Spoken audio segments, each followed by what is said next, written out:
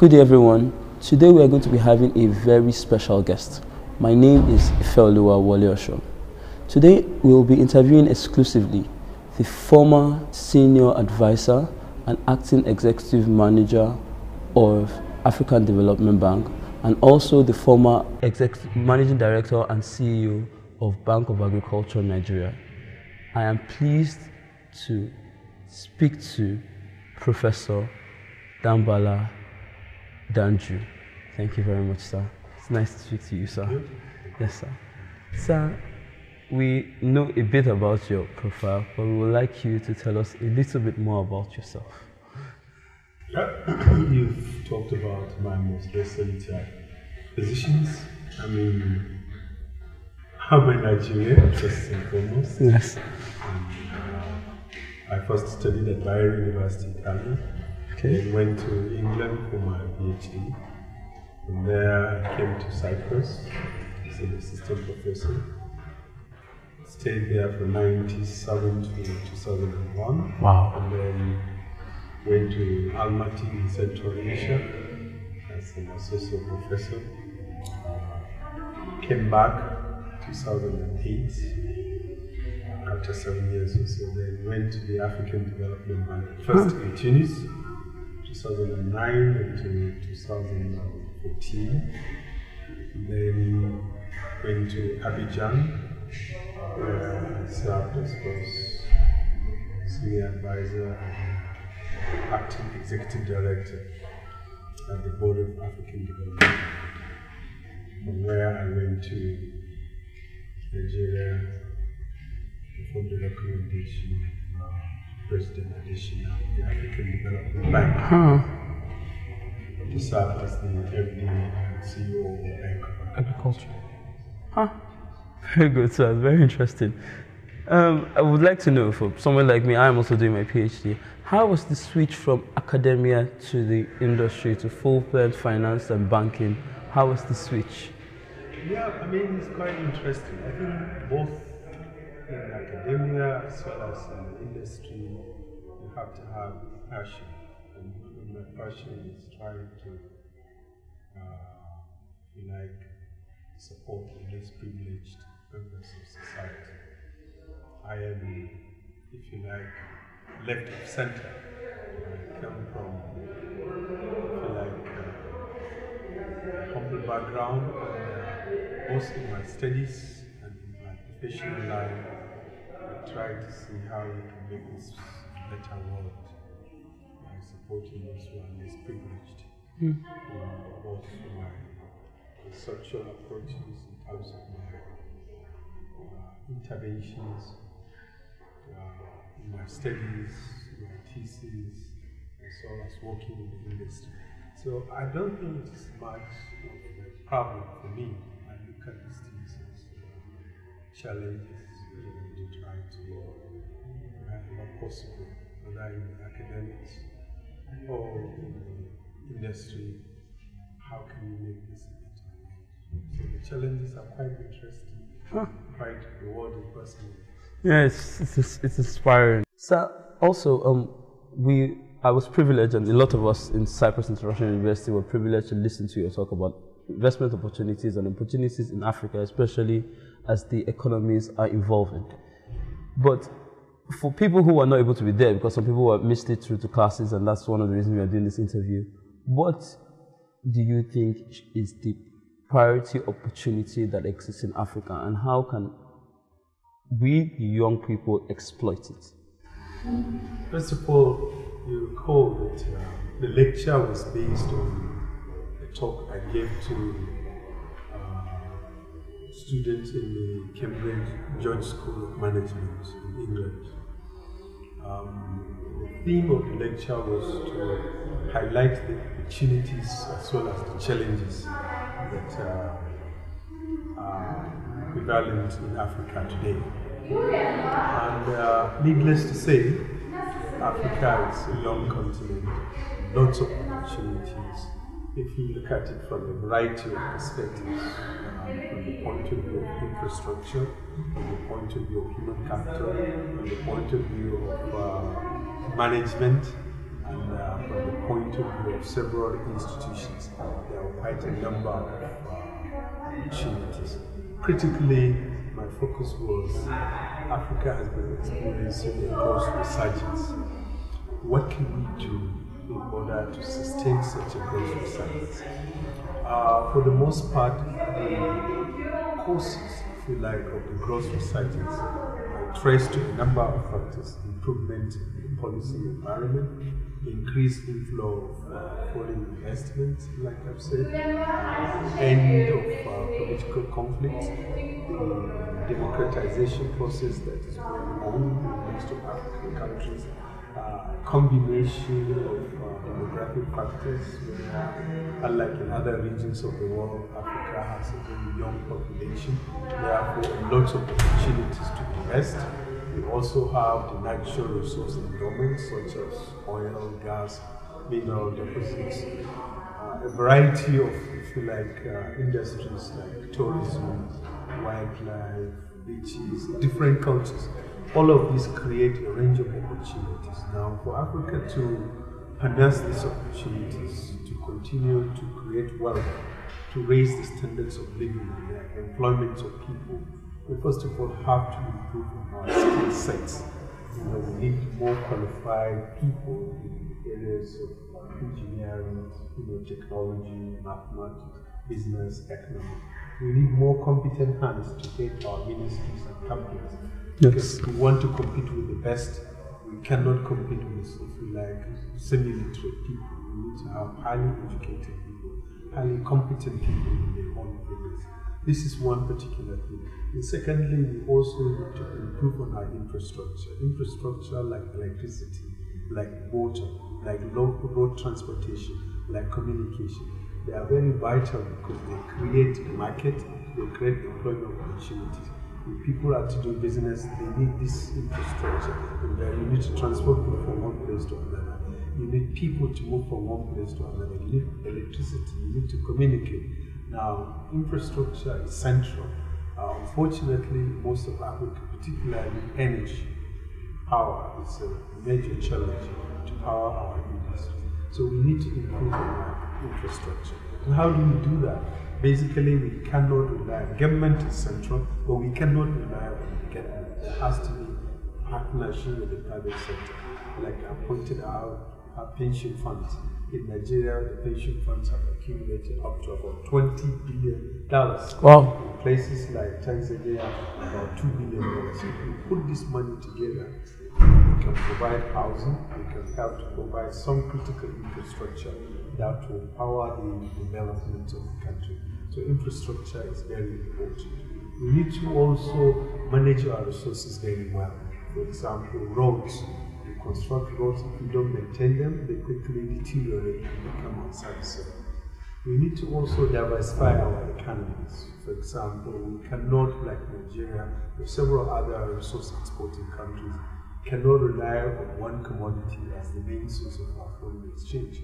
The boom-bust cycles of when the raw material prices are going up, we are having a party, and when the prices go down, a problem. It needs to be pushed aside. We need to diversify the economy. We need to develop instruments that will allow us to save money so that when there is boom, we save for the rainy day. When prices come down, we have enough reserves to power us through the periods of lower prices.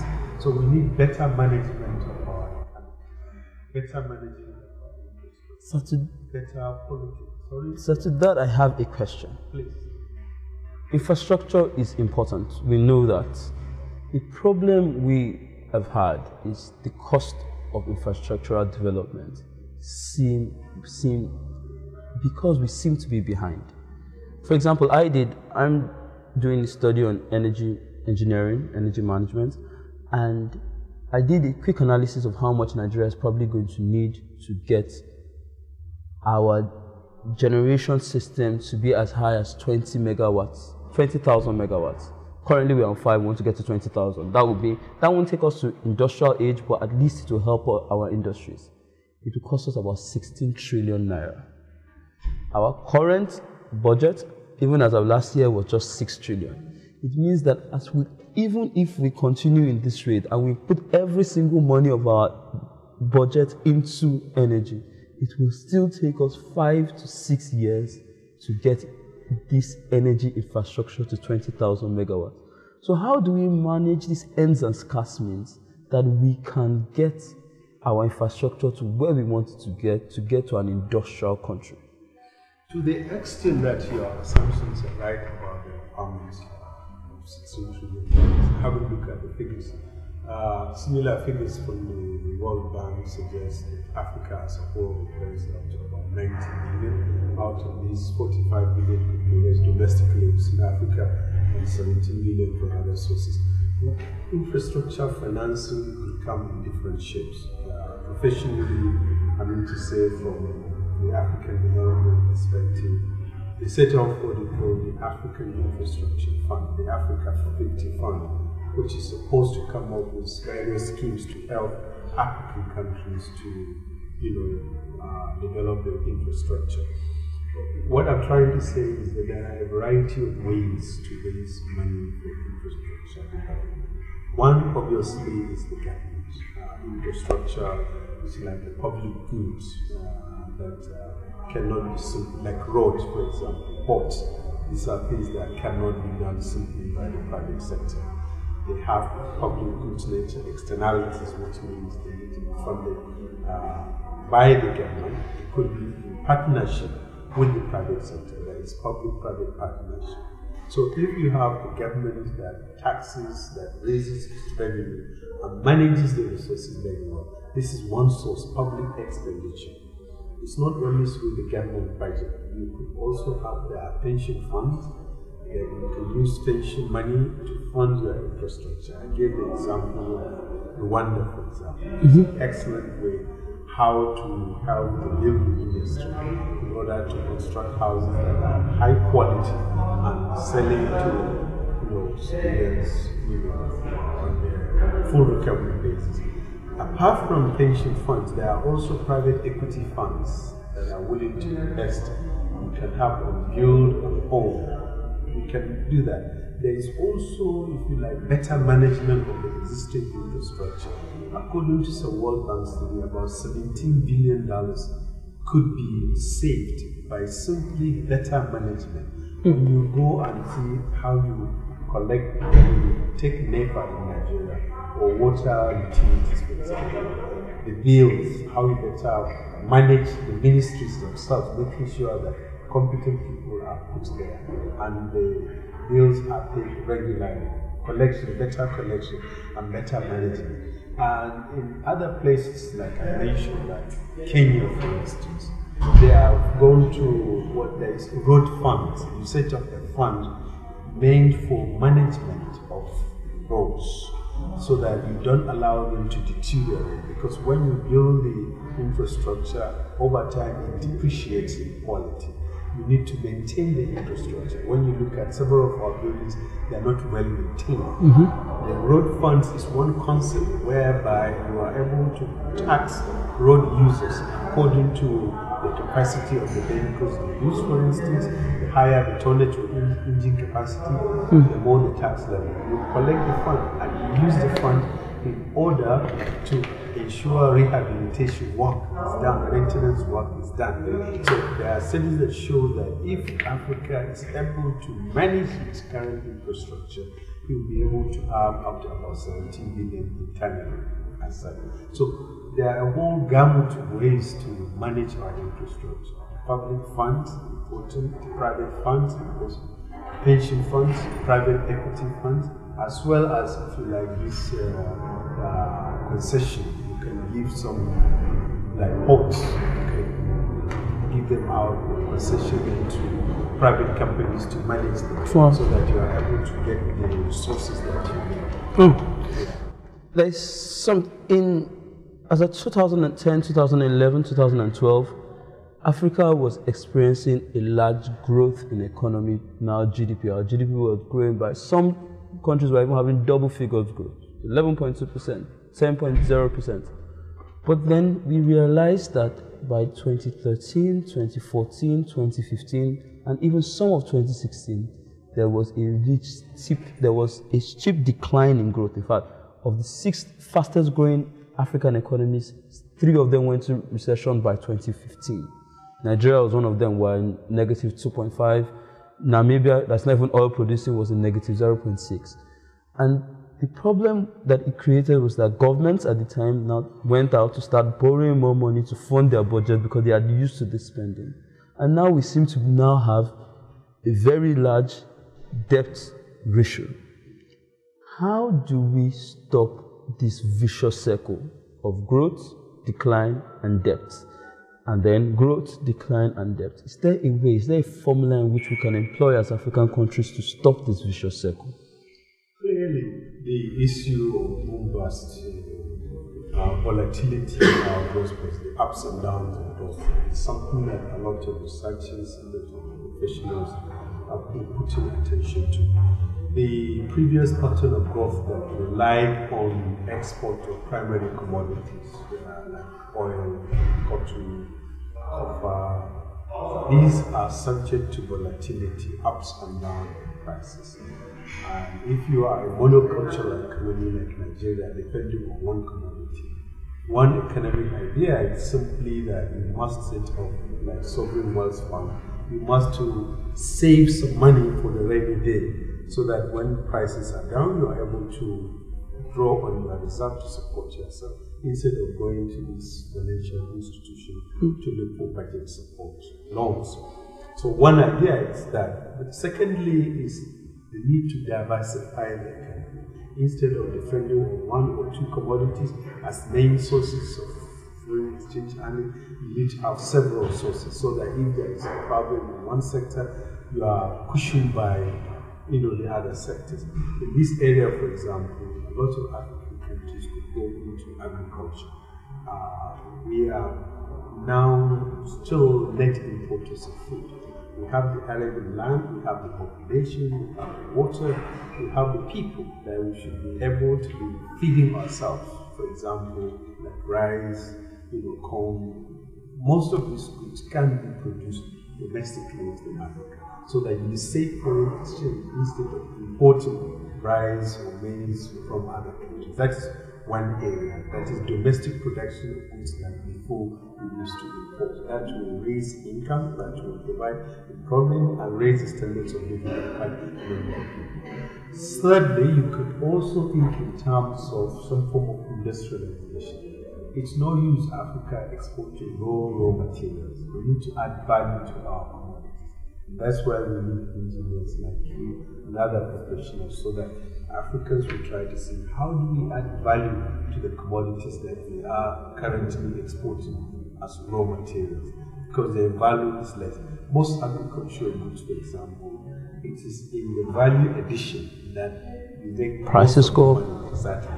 So we can think in terms of resource-based industrialization, which will help African countries to get more value for their goods.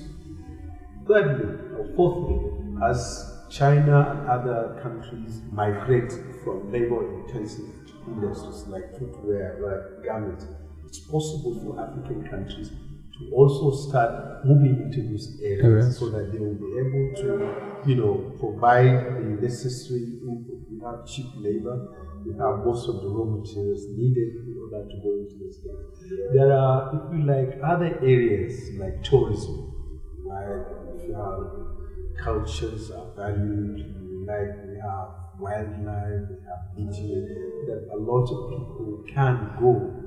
Tourism is an area.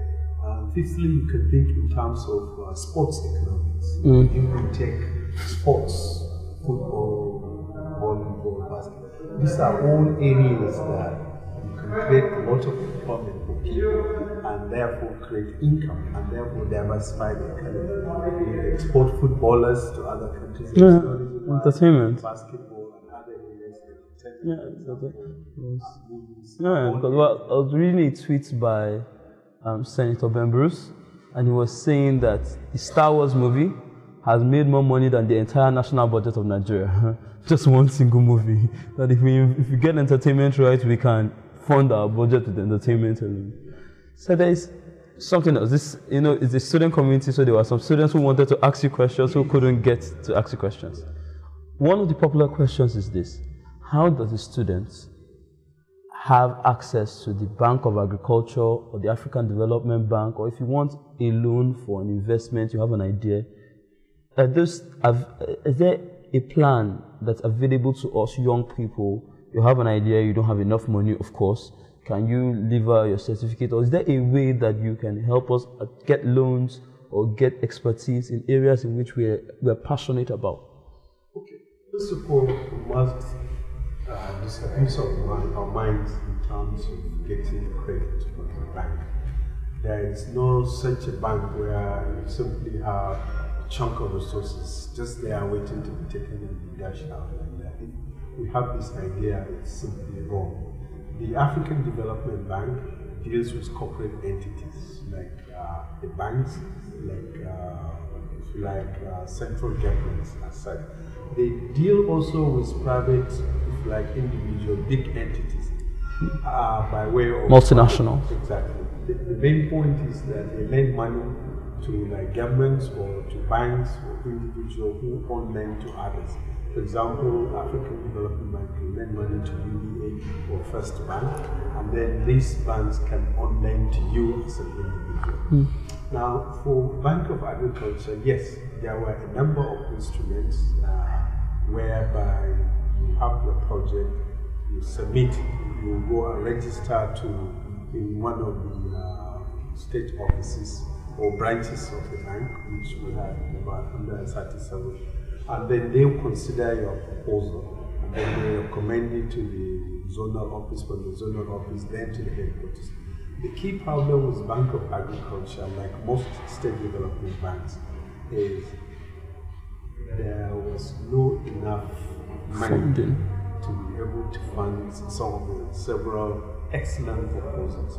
And I hope that our policymakers get to understand they need to recapitalize the bank. They need to further train the staff so that they are able to correctly identify which of the projects investments are good. Viable. Because some projects may look viable, but when you subject them to the number crunching, you find that they fail the acid test of sustainability, the ability to pay back the money that they put into them. So I think Bank of Agriculture, in conjunction with Bank of Industry and other new development banks, they are also there trying to find out how best to address the issue of financing SMEs. SMEs are very critical. Small and medium enterprises. Now, this is an ongoing process. I think as a country, this is something we need to sort out, as so that we support graduate with excellent ideas. Another idea, of course, is to shop around for people with private money. There are high net worth individuals that are willing to put in money on ideas they find really interesting that they can. And this could be domestically in the country or outside the country. Lately, there were projects that were attracting funding from outside because outsiders saw them as being highly viable, and therefore they had to put the money in order to take advantage of the profit opportunity. Okay, so we're about to round up, but I'll just have two more questions. First one is also a student question. He's asking, if I have $10,000 and I want to invest in Africa, where is the best industry do I invest to, and how up the scale do I go? Do I go into industrial scale or do I go into retail? What do I do if I just have $10,000? I'm just graduating, I'm a student. What do I do? With your vast experience, if you could help. I don't know. That would be my answer. Partly, I would say it depends. There is no single answer, because if you look at it, $10,000 translated into naira, how much is it? Or 3 million naira. I'm just trying to tell you, it depends on the context. We have 54 different African countries. The opportunities are different. The businesses, is it in the retail sector? Is it in the finance sector? Is it in the education sector? The garment sector? There are a whole range of areas, what I'm trying to say. One issue is the focus of the university, where have to do a diagnostic of the business opportunities in different countries, different communities, and different sectors in order to see which sector, where is your appetite? Because some would like to make quick money, for example. Some would like to make high rates of return. Some, what they want is simply return that is enough to continue the business over time. So there are different, some are very risky, some are less risky. Some, the profitability is high. So there is no silver bullet in terms of what the area will be. I must say, though, there are areas going into the future, medium to the mid-term, like in agriculture. When you look at the confluence of population, rapid growth in population, you know the demand for food, particularly organic food, is rising. It's one area that one can consider. If you have land, for example, trying to invest in agriculture that will grow, a number of fruits, this is also an area that's fruit farming. Exactly. Fishery. A variety of areas. Yes, it is just the rate of return initially will be less, but over time, because population is growing and the demand for food is rising, so it's important that this demand for food is met by increased investment in those areas. So the profitability will be rising very fast as such. And if you look at it, the labor cost, the resources to produce this thing are relatively less. Yet, there are still other areas if you can play in the financial market, the stock exchange, investment there. It's a highly technical area. It's highly risky as well. Yeah, but the returns are high. So, there is no single bullet per se. You have to first of all study the areas. Don't just look at the profit opportunities now. You have to look at it over the long term. Which sectors are likely to grow more? Africa in general, with more than 50% of the population under the age of 30 years, there are huge opportunities in investing in areas where young people are concentrated in fashion industry, like electronics, entertainment, sports. These are all areas that are likely to generate more profits in the future. So I know you're a professor and I can ask you questions forever, but there is a new emerging market, the cryptocurrency market, and we are in between. Is it a pyramid scheme? Is it long? Is it short? Being a professor of economics and having some insight into some of the financial markets, what do you think about the cryptocurrencies like Bitcoin and Litecoin, and do you think they have long-term sustainability? Because some of their growths are so. For example, I know of a friend who invested about $120 about 3 weeks ago, just as soon as Bitcoin blew up, because Bitcoin blew overnight just in single day. And by today, his $220, he showed me during the seminar, it was $499. Me being a pessimist, I'm usually suspicious of those kind of high gains investments. But sir, I would defer to your expertise on issues like that. It's a very popular thing amongst young people, so it would be good if you help us. Let me first confess, this is not my own area in particular. I'm more into macroeconomics. I do something about money, in that case, as a medium of exchange, also of value. Bitcoin per se, as a source of investment, I would caution against that for a number of reasons. It's a form of dollarization. People migrating from dollar or euro into Bitcoin because they see it as a more neutral store of value than any of the other currencies. If you hold the dollar, macroeconomic fundamentals may go against the dollar and you'll find that you are losing it. If you take the pound sterling, for a number of reasons, you want to keep your resources in the pound sterling account because of economic fundamentals may change because of Brexit. Euro. So the idea is that if you want to invest, you must. What are the forces behind Bitcoin? The rush to Bitcoin is because of some of these uncertainties with other store values. If for whatever reason the herd mentality collapses, if for whatever reason these fundamentals improve, we will find that Bitcoin may not be that profitable as a long run. Exactly. So in my view, this is like some people have said a pyramid scheme that is waiting to collapse. Nobody knows. But essentially, what is the idea? What is making phenomenal growth? Simply is uncertainties about the other currencies. Exchange and such. I would rather go for the Chinese yuan, but even the yuan itself, the uncertainties of the high debt in China, for example, may affect their currency as well. So essentially, people are migrating instead of to the dollar. Before, the dollar was the most sustainable currency, or the euro or the sterling. But with all these macroeconomic fundamentals being challenged, it's doubtful why put your money in dollar or sterling account or euro. You shift to Bitcoin, but Bitcoin, the forces behind it, are not properly revealed. We're not sure. It's not very clear. To many people. I wouldn't want to bet on that. But there are people who want quick money as such. I'm not one of them. I would like to make a stable but steady gain, and gains that will easily collapse and send you shocking over. Okay, so thank you very much.